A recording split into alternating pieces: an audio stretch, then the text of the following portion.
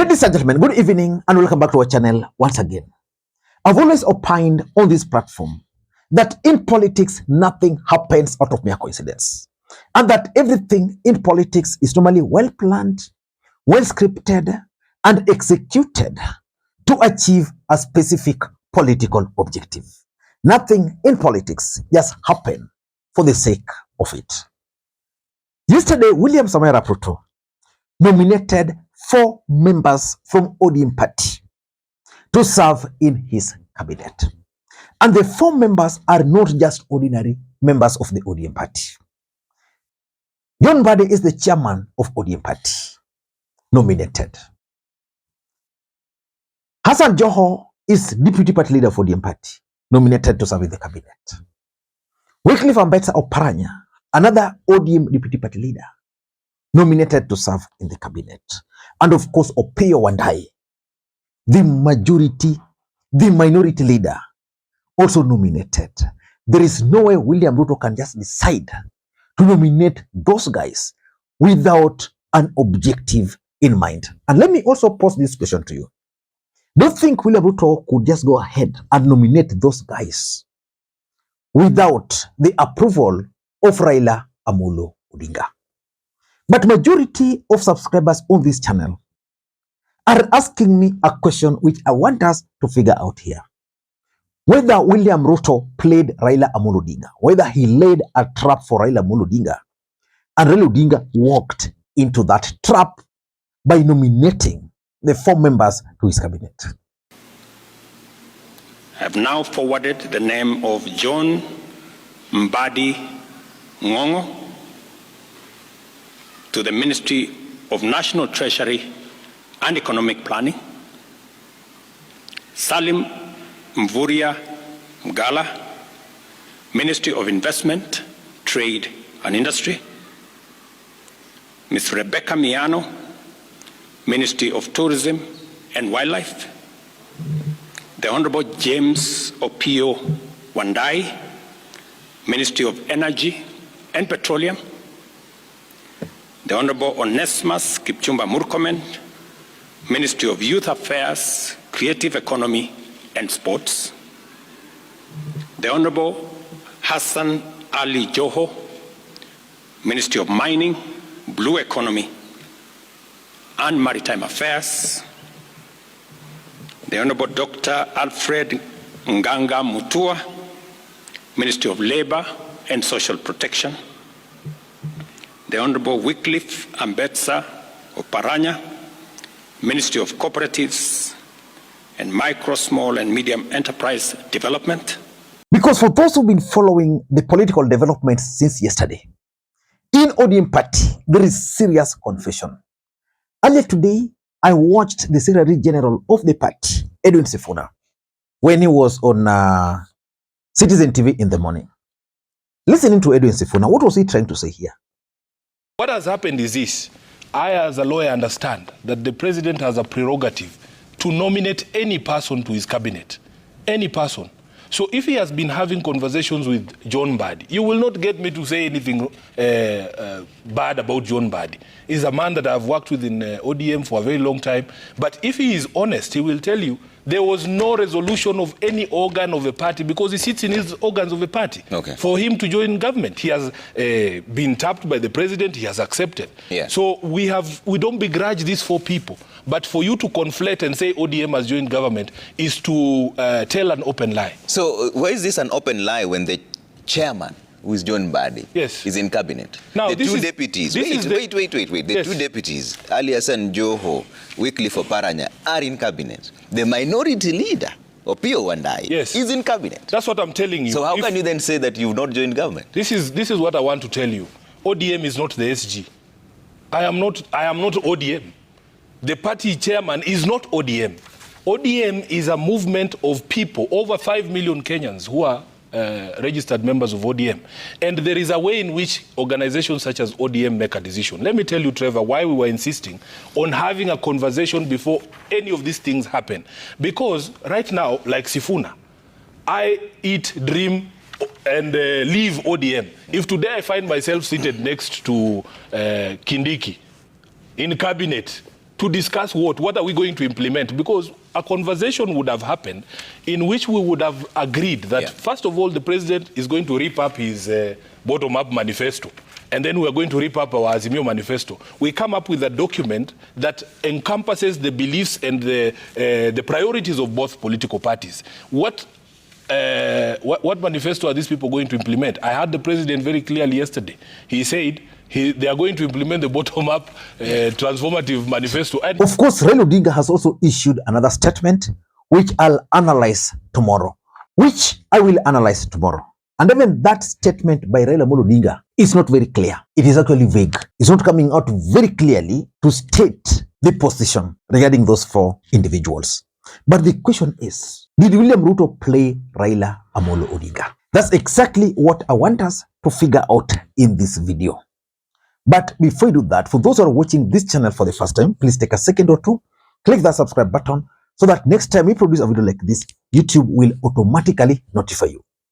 And to the subscribers, I want to continue thanking you guys for your continued support. Because without that support, this channel cannot be where it is. Ladies and gentlemen, without any further ado, allow me to dive in. But again, before I dive in, allow me to also take this opportunity to introduce you guys to Lemfi. Lemfi is a mobile money app for users in the UK, Canada, and the United States of America to send money to Kenya. They offer the best exchange rates, and the money will be delivered instantly into M-Pesa accounts in Kenya, Airtel Money, and of course, if you want, directly into your bank account.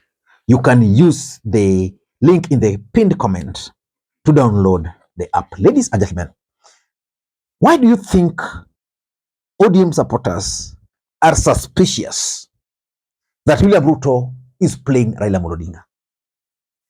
One of the reasons they are suspicious is because William Ruto has decided to appoint John Mbadi as the Cabinet Secretary for Finance. Now, that's a critical docket. William Ruto is taking away that from the mountain and is handing it over to John Mbadi. And John Mbadi made history by becoming the first Luo to be nominated for that slot. So the question is, why are ODM supporters suspicious about that move? The docket or the finance ministry is one of the critical ministries.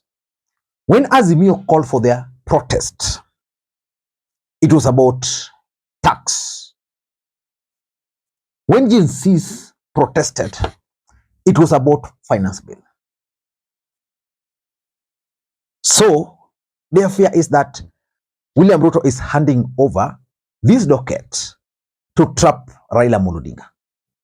That Mbadi, as the cabinet secretary, will not take responsibility for any failure. Because, of course, the country, we know the state of the country, the economy is doing badly. Mbadi will have to raise money to manage the economy. The economy is almost collapsing. And one of the measures of raising the finance would be to increase tax. And that is something which ODM resisted. The finance bill, which was also supposed to increase some of the taxes, Gen Zs opposed. So it's kind of, they see it as kind of a setup. Then William Ruto has also decided to donate or to nominate ODM member Opiyo Wandayi, the docket of energy. You know, when fuel prices were increased, Raila Odinga issued some demands to be met before he called for the protest. Forget about this Gen Z protest, the recent one. There was some protest sometimes back. I think it must have been around April, May there. It was about fuel. There's always been questions about the actual cost of fuel in the Republic of Kenya, the taxation there. So he has handed over ODM party the finance so that they'll deal with the issue of the finance bill and taxation. The other headache for William Ruto has always been the issue of fuel, cost of fuel, because anytime it goes up, everything up. So he's also handed over that to Opiyo Wandayi. So which means the top problems is removed from his side, handed them over to ODM party. And that's why there is that strong feeling. Of course, the mining and the cooperative, those ones you can say, okay, those are just normal dockets. And because of those reasons, majority of ODM supporters believe that William Ruto actually played Raila Odinga. And why do they believe so? Number one, they see it as a setup that Ruto is setting up ODM against Kenyans. Remember the Gen Z's led protest. Some of them were maimed, some of them were eliminated. As we speak, some of them are under arrest, some of them are still in hospital. So they're very angry, and the rage is still on. Then you appoint these four guys. What happens? Kenyans are up in arms.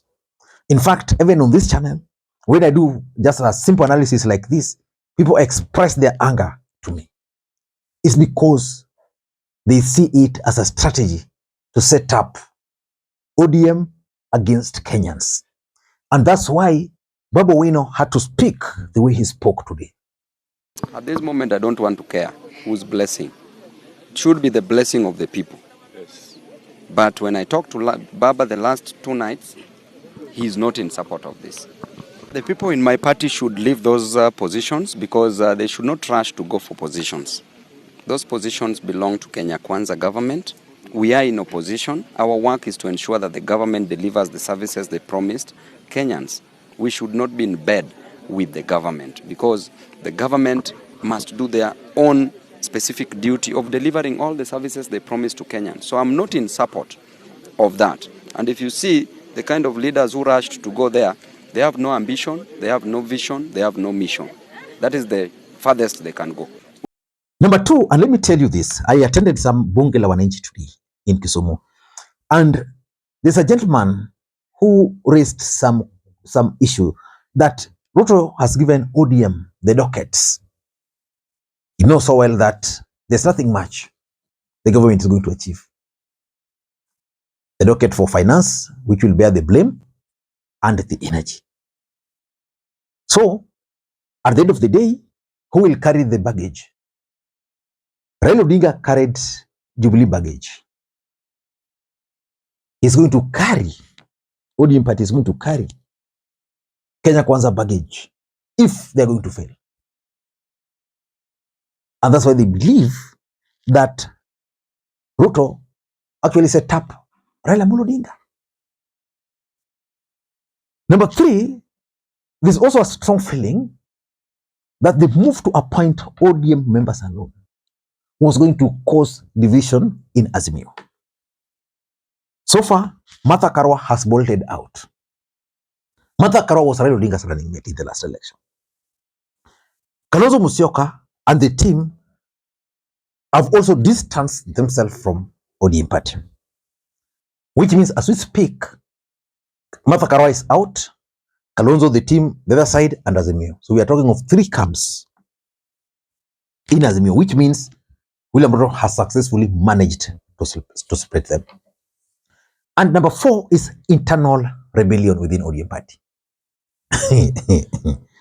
And that's why they are making it very clear that those who joined the government did so as individuals. Sifuna is very clear. I listened to statement by Nabina Bwara and also Caleb Amisi. Raila Odinga is going to have a very long day the moment he comes back into the country. And of course, they also believe that William Ruto wanted to project Raila Odinga and Azimio, for that matter, not Azimio really, and ODM, as a party of betrayal, that they've betrayed the Gen Zs. And if you look at it critically, it makes sense. I don't know what to think. Do you think William Ruto laid a trap for Raila Odinga and Raila Odinga walked into that particular trap? Or do you think Raila Odinga just made the right move by joining government? Let us debate. Until next time, this is Lee Makwiny. Bye-bye.